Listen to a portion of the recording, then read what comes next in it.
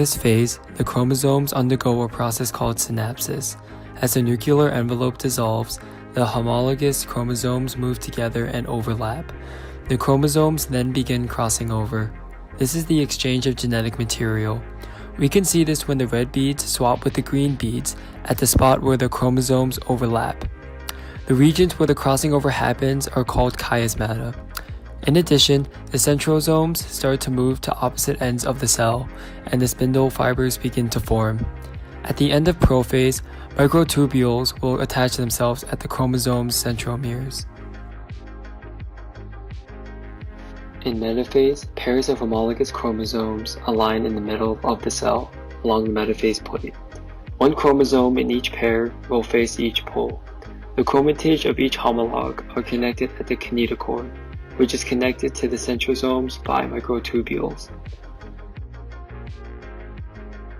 During anaphase 1, each pair of homologous chromosomes separates and moves towards opposite poles. The sister chromatids of each chromosome move together as one unit because of sister chromatid cohesion at the centromere.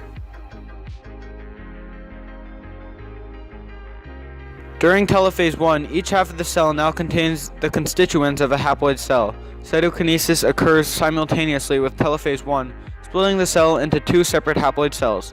In animal cells, a cleavage furrow first forms between the two halves of the cell, and the nuclear envelope reforms. At the end of this phase, two haploid cells are formed.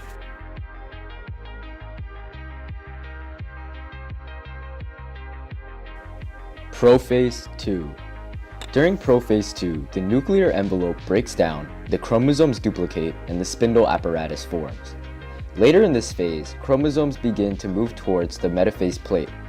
It is important to note that crossing over does not occur in this phase. Metaphase 2.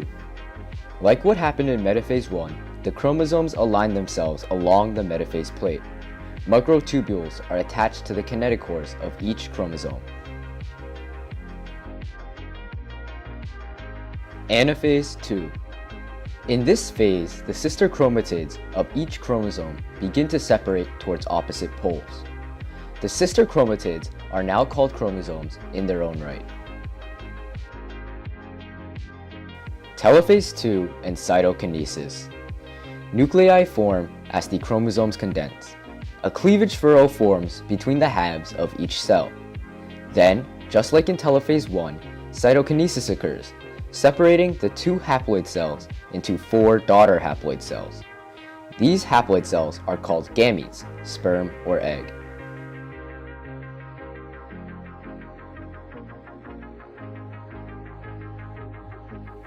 Mendel's second claim states that for each character, an organism inherits 2 copies of an inheritance factor, one from each parent.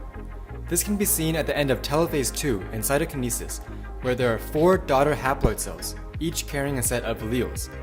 When fertilization occurs, one of these gametes will combine with another gamete from the other parent, and the resultant zygote will contain a copy of each parent's genes. Mendel's fourth claim states that the 2 alleles for a heritable character separate during gamete formation and end up in different gametes. This claim, known as the law of segregation, can be seen at the end of telophase 1 and cytokinesis, where the diploid cell splits into 2 haploid cells. The 2 sets of chromosomes that were in the diploid cell segregate from one another into 2 haploid cells, one chromosome going to one pole of the cell, and the other chromosome to the opposite pole.